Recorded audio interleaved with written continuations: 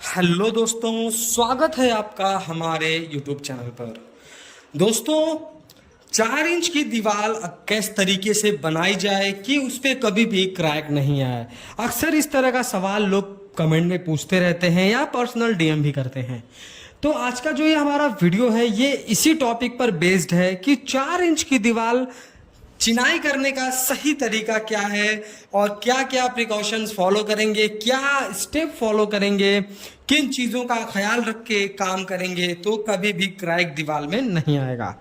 तो अगर आप वीडियो को इन तक देखेंगे तो आपका जो भी कंफ्यूजन है 4 इंच दीवार को लेकर के वो सारा कंफ्यूजन दूर हो जाएगा। देखिए अभी क्या है कि सारे के सारे जो हमारे कंस्ट्रक्शन हो रहे हैं वो मैक्सिमम कंस्ट्रक्शन जो है फ्रेमिंग स्ट्रक्चर हो रहा है, यानी कि घर का जो भी लोड आने वाला है वो सब बीम और कॉलम पे दे दिया जाता है और दीवार का काम सिर्फ पार्टीशन तक रह जाता है।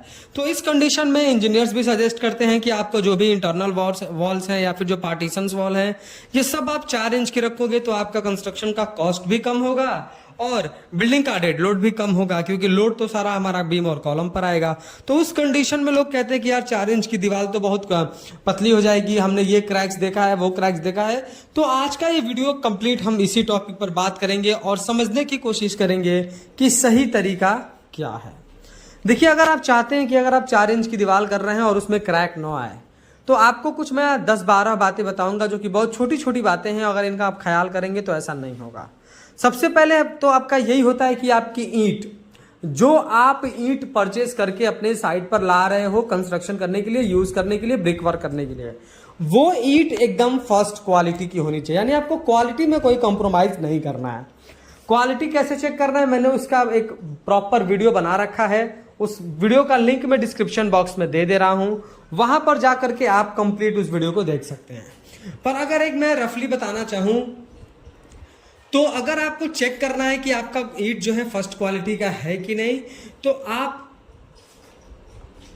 2 ईंटों को आपस में लेकर लड़ाएंगे। जैसा कि आप वीडियो में देख रहे हैं, एक ईंट को दूसरे ईंट से अगर आप बजाते हैं और आपको मेटालिक साउंड सुनने को मिलता है, अगर आप मेटालिक साउंड सुनने को पा रहे हैं उसका मतलब है कि आपका जो ये ईंट है वो फर्स्ट क्वालिटी का है। उसके बाद उसका शेप वगैरह काफ़ी अच्छा होना चाहिए, उसके जो कोने होते हैं वो अच्छे से बने होने चाहिए। ये हमारा फर्स्ट क्वालिटी ईंट होता है। दूसरा, ब्रिक वर्क करने से पहले, यानी ईंट की चिनाई का काम करने से पहले, दीवार की चिनाई का काम करने से पहले, जो भी हम ईंट परचेस करके भट्टे से अपने साइट पर ले आए हैं तो ईंट चिनाई से पहले ही आपको उसकी क्यूरिंग करनी पड़ेगी। ऐसा क्यों करना होता है मैं उसको आपको बता रहा हूँ। देखिए, जो हमारी ये मिट्टी की ईंटें होती हैं ये आग में पकती हैं, यानी कि ये बहुत ज़्यादा सूखी हुई हैं और ये लगभग 12-13-14% तक पानी को एब्जॉर्ब भी करती हैं। अगर जो आप ईंट लेकर के मार्केट से आए वो एकदम सूखी हुई हार्ड ईंट है, उसको अगर आप डायरेक्ट चिनाई में यूज कर लेंगे तो जब आप मसाला लगाएंगे 2 ईंटों के बीच के ज्वाइंट में, तो जो ये मसाले का पानी है, जो ये मोटार का पानी है, वो ये ईंट तुरंत एब्जॉर्ब कर लेता है, क्योंकि ईंट एकदम सूखा होता है।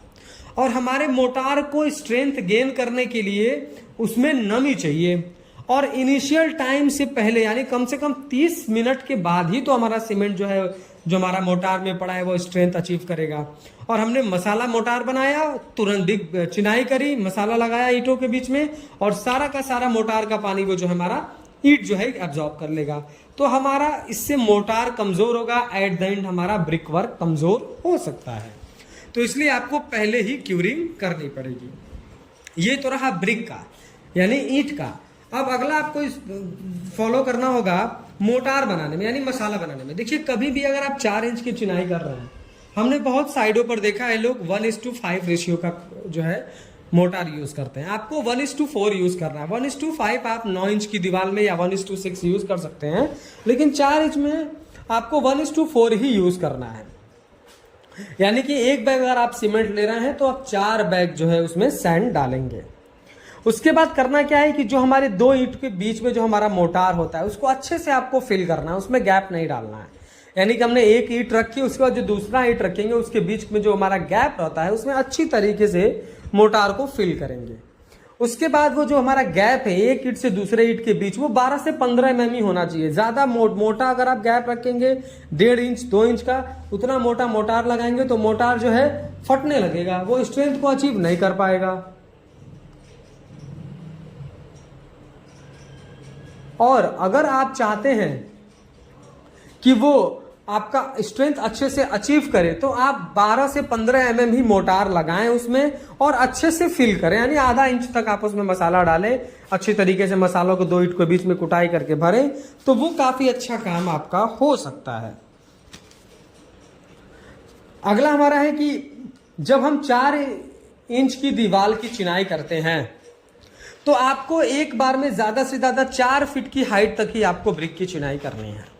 उससे ज्यादा अगर आप करेंगे तो आपका नुकसान होगा, क्योंकि दीवार काफी पतली है और 4 फीट से ऊपर अगर आप करेंगे, यानी 1 मीटर से ऊपर आप करते हैं, तो हमारा जो ये उसमें मोटार यूज हुआ है, जब ये सूखेगा तो किसी एक तरफ झुक जाएगा। अगर इसकी लेंथ ज्यादा होगी तो 4 फीट से ज्यादा होगी तो 4 फीट तक तो कोई दिक्कत नहीं, अगर 6 फीट 7 फीट कर दिया तो दीवार जब सूखने के बाद किसी एक तरफ झुक जाती है, तो वो आपको मिस्टेक नहीं करना। दीवार झुकने की वजह से वो काफी कमजोर भी हो जाती है, तो आपको एक बार में 4 फीट से ज्यादा जो है नहीं चिनाई करना है। अगला होता है हमारा सील बैंड। देखिए सील बैंड क्या होता है। सील बैंड जनरली हम जब 4 फीट की हाइट तक ब्रिक वर्क कर लेते हैं तो 2 सरिया 10 mm का डाल करके 4 इंच कंक्रीट का एक लेयर हम कास्ट कर देते हैं। यानी इस तरीका समझिए, जैसा आपको वीडियो में दिखाया जा रहा है कि पहले 4 फीट की दीवार हमने चला दी, उसके बाद 2 उसमें हमने सरिया डाला 10 mm का, और उसमें हमने 4 इंच का कंक्रीट हमने वहां पर M20 ग्रेड का कंक्रीट हमने उस पर बिछा दिया। उससे 2 फायदे हैं। पहला तो फायदा यह है कि 4 इंच दीवार के जस्ट ऊपर एक कंक्रीट का लेयर मिल जाने से ऊपर की जो दीवार है उसका लोड काफी इक्वली डिस्ट्रीब्यूट होगा। दूसरा, हमारा जो ये 4 इंच की दीवार है, इसमें जब सरिया और कंक्रीट 4-4 फीट पे पड़ता जाता है तो इसमें काफी ज्यादा दीवार में स्टेबिलिटी प्रोवाइड होती है, यानी कि इसमें वाइब्रेशन खत्म होता है। अगला क्या है कि 4 इंच की दीवार, अगर हमें 4 इंच की दीवार हम चला रहे हैं, उसके ऊपर अगर हम सील बैंड दे देते हैं तो क्या होता है कि अगर कोई क्रैक्स ऊपर से या नीचे इस तरफ आ रहा है तो वो सील बैंड पर आकर के खत्म हो जाता है, यानी पूरी दीवार में क्रैक नहीं आता है, वो 4 फीट की हाइट तक ही रुक जाता है। यानी क्रैक्स को रोकने का भी काम हमारा सील बैंड करता है। तो सील बैंड हमारा क्या क्या काम करता है। सबसे पहला काम तो हमारी ब्रिक वर्क को स्टेबिलिटी प्रोवाइड करता है, लोड डिस्ट्रीब्यूशन का काम करता है और क्रैक्स रोकने का काम करता है। तो आपको ये सील बैंड हर हाल में प्रोवाइड करना चाहिए। अगला होता है हमारा लिंटल बीम। अक्सर आपने देखा होगा अगर दीवार में कहीं क्रैक्स आते हैं तो जो हमारे डोर विंडो के फ्रेम होते हैं इसके ऊपर से ही हमारा क्रैक स्टार्ट होता है। जनरली आपने यही क्रैक्स देखे होंगे। ये होता क्यों, पहले इसको समझते हैं। जैसा कि हमने डोर विंडो की हाइट तक ब्रिक वर्क कर दिया, उसके बाद डोर विंडो लगाया और डोर विंडो के फ्रेम के जस्ट ऊपर हमने क्या करा, यहां से वहां तक पूरा ब्रिक वर्क चला दिया। अब है क्या कि अभी जो हमारा डोर विंडो का फ्रेम मजबूत है, धीरे धीरे उसका स्ट्रेंथ कम होता है और जो हमने ब्रिक वर्क किया उसका डेड लोड उसका हमारा खिड़की पर और हमारे दरवाजे पर आता है और आगे चलकर वो डेड लोड ज्यादा बढ़ने की वजह से हमारा ये डोर विंडो का फ्रेम भी बैंड होता है और दीवार झुकने के चांसेस बढ़ जाते हैं। दीवार थोड़ी सी नीचे की तरफ बैठती है क्योंकि हमारा फ्रेम भी बैठता है, तो पूरा का पूरा क्रैक्स डेवलप हो जाता है। तो इसी से बचने के लिए सबसे बेहतर उपाय क्या है कि डोर विंडो के ऊपर आपको लिंटल बीम प्रोवाइड करना चाहिए। अगर आप लिंटल बीम प्रोवाइड कर देंगे तो उससे सबसे बड़ा बेनिफिट यह है कि हमारा डोर विंडो के ऊपर का जो भी ब्रिक वर्क का लोड आ रहा था अब वो लोड नहीं आएगा, और लोड नहीं आएगा तो दीवार में क्रैक्स भी नहीं आएंगे। तो ये हमारा सबसे बेहतर तरीका है। उसके बाद 4 इंच की दीवार लोग चलाते हैं तो कहते हैं कि यार बाद में सीलन आएगी, बाहर से बारिश होगी तो सीलन आएगी। तो सिंपल सा इसका मतलब ये है कि जब आप 4 इंच की दीवार चला रहे हैं तो आप आउटर साइड से प्लास्टर करके उस पर पनिंग कर दें। पनिंग यानी कि सीमेंट का घोल चढ़ा दें, तो ये पूरा वाटरप्रूफ का काम कर जाएगा। तो आउटर साइड में 4 इंच की दीवार पर आपको प्लास्टर करेंगे तो आप बरसात में सीलन से भी बच सकते हैं। उसके बाद सबसे बड़ा आप लोगों को प्रॉब्लम रहता है कि आरसीसी ज्वाइंट्स पर हमें अक्सर क्रैक्स देखने को मिलता है। तो ये 9 इंच और 4 इंच दोनों दीवार में होता है। ऐसा नहीं कि सिर्फ 4 इंच की दीवार में होता है, कुछ मिस्टेक्स आप करेंगे तो 9 इंच की दीवार भी चलाते हैं, लेकिन जहां पर हमारा कॉलम और बीम जहां दीवार से आकर चिपकता है लगता है वहां पर अक्सर क्रैक्स देखने को मिलते हैं। तो वहां पर आपको क्या करना है, जहां से आपको ब्रिक वर्क स्टार्ट करना है, चाहे 4 इंच हो या 9 इंच हो, उस आरसीसी कॉलम या बीम को आप पहले अच्छे से हैकिंग कर लें। हैकिंग करना मतलब कि उस पर टाचा लगा लें, उसको खुरदुरा कर लें। उसके बाद उसको पानी से क्यूरिंग कर दें।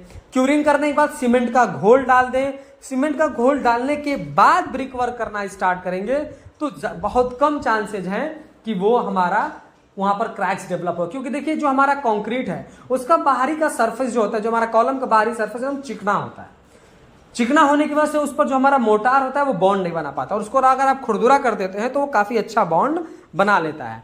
उसके बाद जब आप प्लास्टर करें तो जहां भी हमने कॉलम और बीम से सटे अपनी दीवार चलाई है वहां पर चिकन मैश यूज करें और फिर प्लास्टर करेंगे तो वहां पर जो है क्रैक्स भी डेवलप एकदम नहीं होंगे।